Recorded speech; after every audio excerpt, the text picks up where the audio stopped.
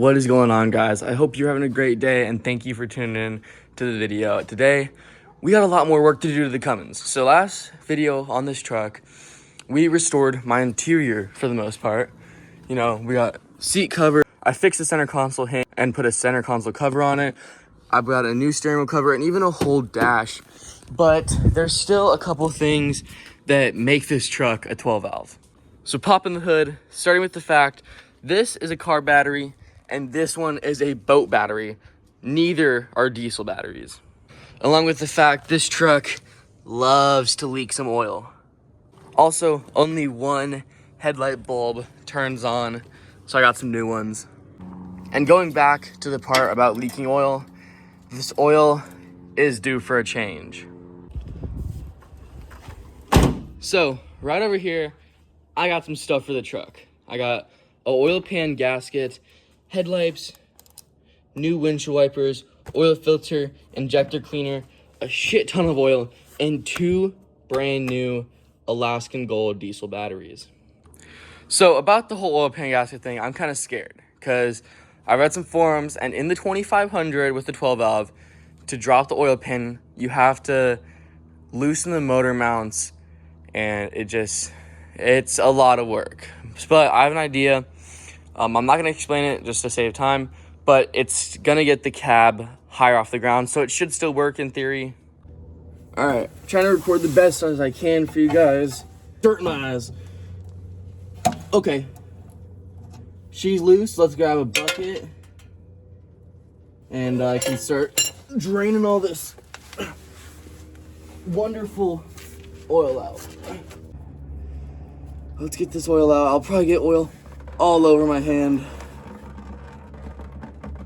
Just get it out, come on. It's going all over my arm. Okay. Look at all that dirty ass oil coming out of there. Dude, that is insane. All right, guys, next up, while the oil's still trickling off, we gotta get this oil filter off. It's like slipping. Oh, maybe because I was turning it. Oh my god, I was turning it the wrong way. It dropped, all right. Pull her out. Alrighty. All right, this engine has like 300k miles on it. So I got some Lucas injector cleaner. Give that to the old girl.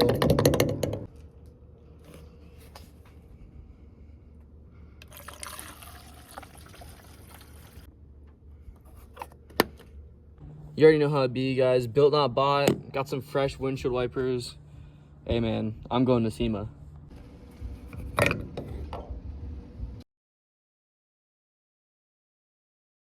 All right, guys, I got most of the bolts out. I got a couple more to take out, and then the oil pan's completely off. I'm not gonna record it because this is taking a while. But this is the oil that came out of the truck. Very dirty. Glad that we are changing it. All right, I got all the bolts off the oil pan. It's just sitting on there with the RTV right now. Before we pull it off, I dropped the drain plug and one of the oil pan bolts in this oil. So let's do a little bit of fishing. Oh, there's the bolt. Where's that plug at?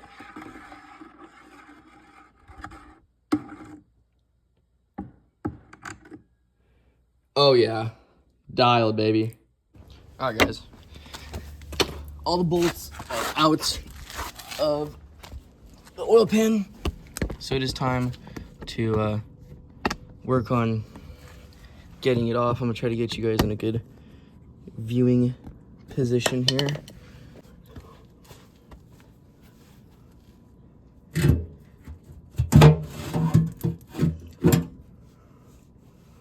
Huh.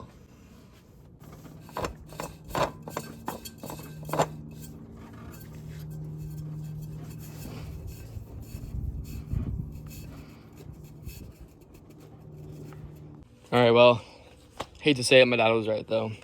So oil pan gasket is gonna be on pause for now, but real quick, I wanna handle the batteries, then we'll do the headlights, then we'll do the windshield wipers, and then I think we'll do the diff fluids and she'll be dialed. All right, guys, this is the new battery. This is the old battery. You can see just how much bigger this new battery is. I don't think we'll have any more starting issues. All right, real quick, I do want to go ahead and swap over these connectors. All right, I got the second battery out. Let's go ahead, switch over these terminals. And just like that, we got a new negative and we put the new positive over. All right, guys, battery number one, battery number two. I put these terminal clamps on the wrong side, but this is the negative and that's the positive. This wire, as you saw, I think I showed you guys, it was really messed up. So I cut it off and now I don't have another fitting. So we're gonna have to go to AutoZone, get one to put it on there.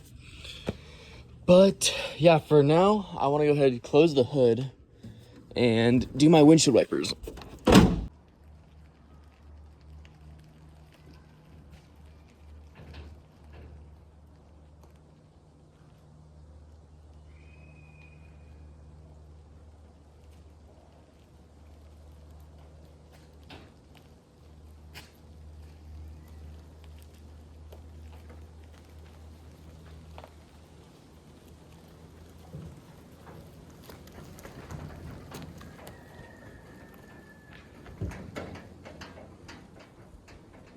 All right, you guys, before we take the 12 valve to a shop to get the oil pan finished, real quick, if you guys don't know, this truck does not have a working temperature gauge. I drove it home 4 hours after I got it, so I know it doesn't have issues, but I still would like to know what my temperature is. So I picked up this Norxy temperature gauge, and pretty much you put a 12-volt battery to it, and then there is this connector, and you put that around a bolt and it sends the temperature to this. So we're gonna go ahead, I got it routed a little bit, but I need to get it cleaned up. I don't know where we're gonna mount it yet, but let's get this done.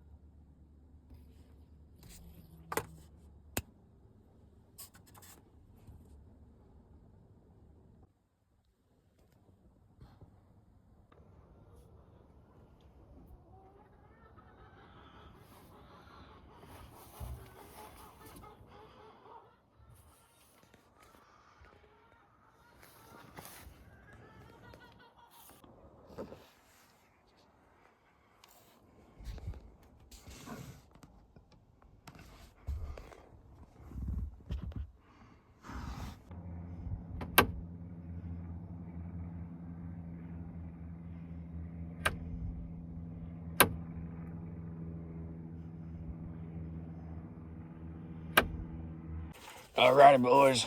Last thing we gotta do to this damn truck. Some headlights and turn signals. Got some new turn signals. I gotta color these orange. Probably just gonna use a Sharpie, honestly. And then I got some fresh... Oh. Got some... Get out of here, bro. Got some fresh headlights. So, let's throw them in. Alright, we got both the turn signals in and the light bulbs. It's because it's low voltage.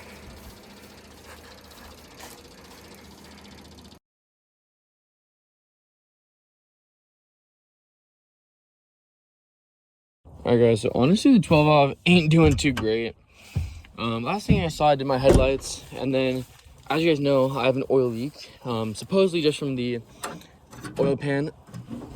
And so I took it over and I parked it on the gravel so I could wash out the motor, and then it wouldn't start.